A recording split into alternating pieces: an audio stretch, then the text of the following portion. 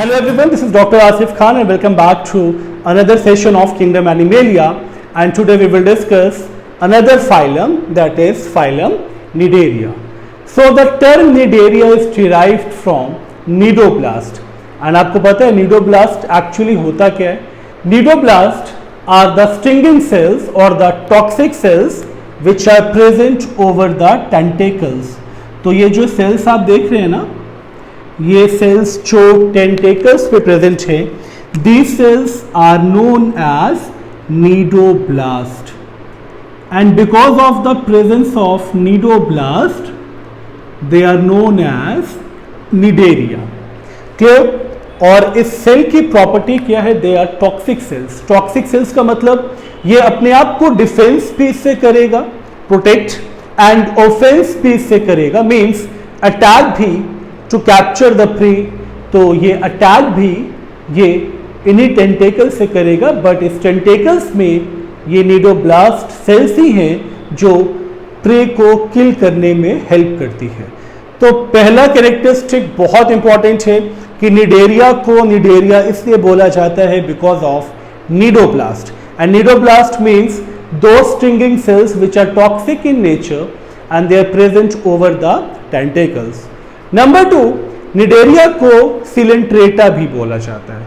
Coelenterata का मतलब सिलेंट्रियन, presence of सिलेंट्रियन, और सिलेंट्रियन का मतलब क्या हुआ? ये जो पूरा चैम्बर देख रहे हैं ना, दीज आर, और this is a gastrovascular cavity, और इस कैविटी की प्रेजेंस को सिलेंट्रियन बोलते हैं. तो true gastrovascular cavity, the cavity which is meant for digestion and circulation, so that cavity is known as coelenteron, and presence of coelenteron gives the term coelentrata. So I hope ये दोनों characteristics आपको समझ में आ गए ना, nidoblast and coelentrata. अब ये जो दो डायग्राम्स आपको दिख रहे हैं, इसमें ये डायग्राम यानी ये ऑर्गेनिज्म जिससे आप फैमिलियर हो, hydra, because you have studied about budding in hydra in your previous class, that is class 10th. so hydra इस phylum Cnidaria से belong करता है, और आप जानते हैं ना हाइड्रा के पास बहुत सारी प्रॉपर्टी है. Property of regeneration and process of budding तो आप पढ़ ही चुके हैं, बट अपार्ट फ्रॉम दिस जितने भी ऑर्गेनिज्म बिलोंग करते हैं phylum Cnidaria से, they are mostly marine. Marine means कि they mainly live in sea, mainly live in oceans, or mainly live in saline water, and few are fresh water form. तो एक चीज तो clear, अगर मैं हैबिटेट की बात करूं ऑफ phylum Cnidaria, तो habitat is mainly aquatic, and aquatic में भी मेनली मरीन. ये भी चीज क्लियर है ना आपको. और अगर मैं फ्यू ऑर्गेनिजम्स की बात करूं फ्रॉम द phylum Cnidaria, तो they live in fresh water form. अब एक और इंपॉर्टेंट चीज क्या अबाउट Cnidaria कि they are again diploblastic. Diploblastic means two germ layers, और ये जो टू जर्म लेयर्स हैं, इसमें ये जो आउटर वन है जिसको मैंने ब्लू मार्कर से मार्क किया है, दिस इज द एक्टोडर्म, और जो मैंने रेड मार्कर से मार्क किया है, this is your inner layer, that is endoderm.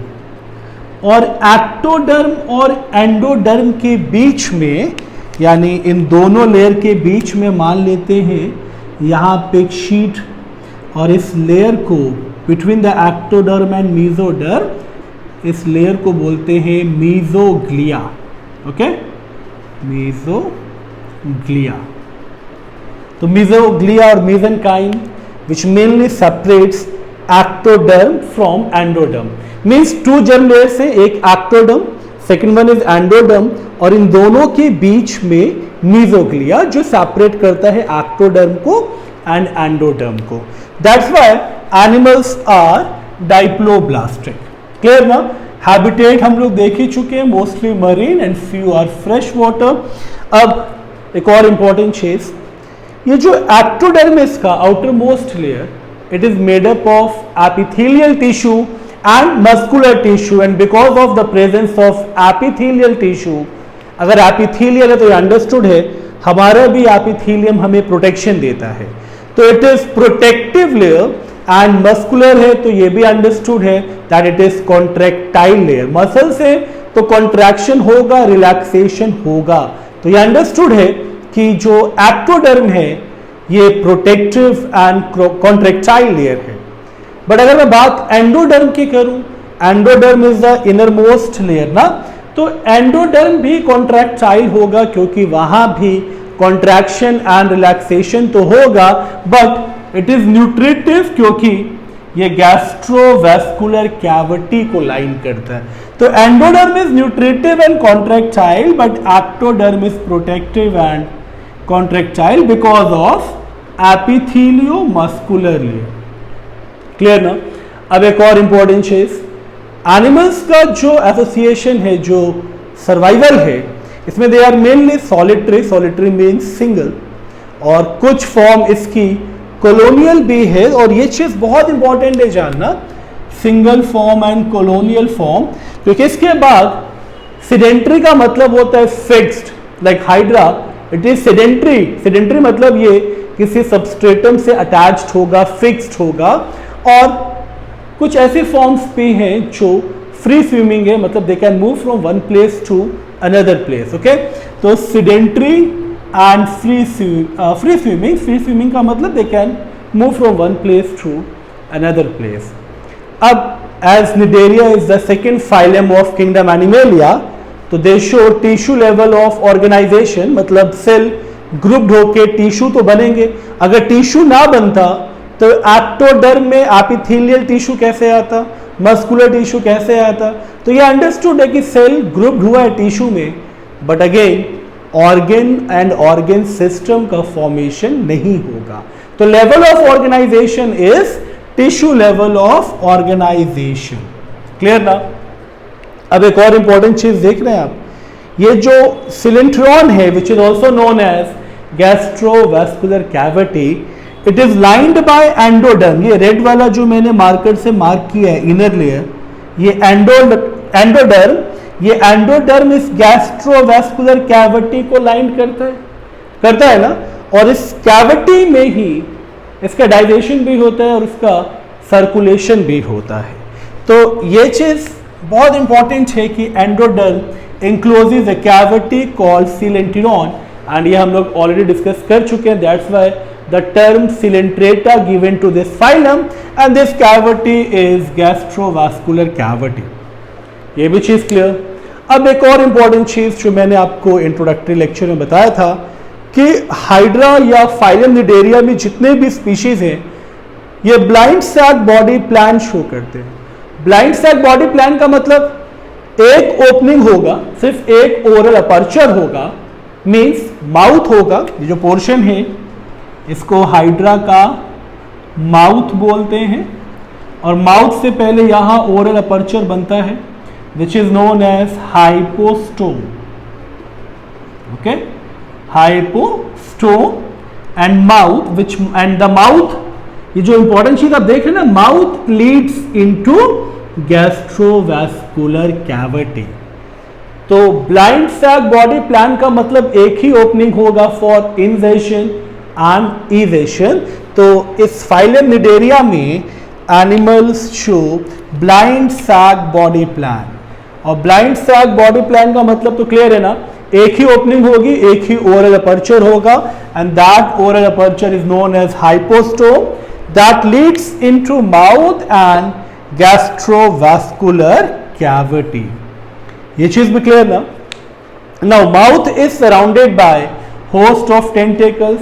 तो number of tentacles are there in the mouth, और इन टेंटेकल्स का रोल बहुत इंपॉर्टेंट है क्योंकि ये टेंटेकल्स इसके लोकोमोशन में भी इंपॉर्टेंट है, ये टेंटेकल्स इनकी प्रोटेक्शन में भी इंपॉर्टेंट है, ये टेंटेकल्स इनके कैप्चरिंग ऑफ प्रे में भी इंपॉर्टेंट है। Means they are defensive, offensive in nature as well as they help in food capture, locomotion, defence and offense also. Okay, so mouth is surrounded by the host of tentacles, and tentacles are provided with stinging cells. ये हम लोगों ने सबसे पहला characteristic discuss किया था कि tentacles पे जो स्टिंगिंग सेल्स और जो टॉक्सिक सेल्स हैं they are known as cnidoblast. अब इस फाइलम निडेरिया का एक और important, very important characteristic feature कि that animals show two important forms means external morphology, external structure, and that two external structures are polyps and medusa. अब देखिए polyps में एक चीज क्लियर है, this is cylindrical shape and medusa umbrella like shape. और एक चीज आपको पता है, पॉलिप एंड मेड्यूसा को कंबाइनली ज़ूइड्स बोलते हैं। ओके, तो they are combinedly known as zooids. तो पॉलिप सिलिंड्रिकल शेप है, मेड्यूसा अम्ब्रेला लाइक है, और सिलिंड्रिकल शेप में आपको स्ट्रक्चर दिख रहा है हाइड्रा, अम्ब्रेला लाइक में भी आपको स्ट्रक्चर दिख रहा है, ये ऑरेलिया का स्ट्रक्चर है। ओके, अब एक चीज तो क्लियर है ना, ये दोनों शेप्स आपके सामने हैं, cylindrical as well as umbrella like. दोनों में डिफरेंस क्या है, ये सिडेंट्री है मतलब ये फिक्स्ड है, एंड ये फ्री स्विमिंग है बिकॉज ऑफ द फ्लैजेला, तो ये मूव कर सकता है from one place to another place, but ये सेसाइल है, ये फिक्स्ड है। क्लियर। अब ये अनदर एग्जांपल है ओबीलिया। ओबीलिया पॉलीमॉर्फिज्म शो करता है, मतलब हाफ ऑफ द टाइम ये पॉलिप फॉर्म में रहता है, than half of the time ये मेड्यूसा फॉर्म अज्यूम कर लेता है। तो ये आपको एग्जांपल अच्छे से याद रखना है, ओबीलिया which shows polymorphism. डाइजेशन इसका कुछ स्पीशीज, कुछ मेंबर्स एक्स्ट्रा सेलुलर परफॉर्म करते हैं, और आप तो जानते हैं एक्स्ट्रा सेलुलर डाइजेशन का मतलब they releases enzyme first which breaks the complex molecule into the simpler ones, and ये जो कॉम्प्लेक्स मॉलिक्यूल का ब्रेकडाउन होता है ये extra cellular mode of digestion में आता है, because enzyme released outside the body. Intracellular digestion का मतलब विद इन द बॉडी, तो बॉडी के अंदर अगर डाइजेशन होगा तो इंट्रासेलुलर, तो some members performed extra cellular digestion while others performed intracellular digestion. Now reproduction is also very important, क्योंकि budding in hydra आप लोग क्लास 10th में पढ़ के आए हैं, तो asexual mode of budding में आपको अच्छे से ये चीज़ पता है, and fission में भी the parent body divides into two or more than two daughter cells. So this is all about phylum Nidaria. Again एक short review में दे रहा हूँ. If you want to study Nidaria, then you have to remember nidoblast, their habitat, then coelenteron which is lined by endoderm, and yes diploblastic है तो ectoderm and endoderm. Then coelenteron is through gastrovascular cavity, means the digestion and circulation process takes place in coelenteron or in gastrovascular cavity. Mouth is provided by a number of tentacles. और एक और important चीज़ है जो hydra के लिए बहुत ज़रूरी है, हाइड्रा में इस पर्टिकुलर पॉइंट पे टेस्टिस प्रेजेंट होता है। ओके, ये लोकेशन है इसके रिप्रोडक्टिव ऑर्गन का, तो गोनाड्स एंडोडर्मल है। ओके, तो ये हाइड्रा के लिए आपको हमेशा याद रखना है कि gonads are endodermal and they released their gamete और they shed their gametes into water. तो ये चीज़ तो क्लियर हो गई कि ये एक्सटर्नल फर्टिलाइजेशन करेगा। Okay, they shed their gametes into water. तो हाइड्रा के लिए ये भी कैरेक्टरिस्टिक आपको बहुत अच्छे से याद रखना है, gonads are endodermal. Okay, endodermal because testis are located inside the gastrovascular cavity. Clear? So this is all about phylum Nidaria. I hope ये characteristics मैंने बहुत easy language में समझाने की कोशिश की है, and I hope ये characteristics अब आपको बहुत अच्छे से समझ में आ गई होगी। जो लोग चैनल पे न्यू हैं प्लीज़ सब्सक्राइब बटन को प्रेस करें, बेल नोटिफिकेशन को भी प्रेस कर लें ताकि आपको न्यू वीडियो से रिलेटेड अपडेट्स मिलते रहें। एंड जो लोग मेरे ओल्ड व्यूअर्स हैं वो लाइक बटन को प्रेस करें। Thank you so much for giving your time.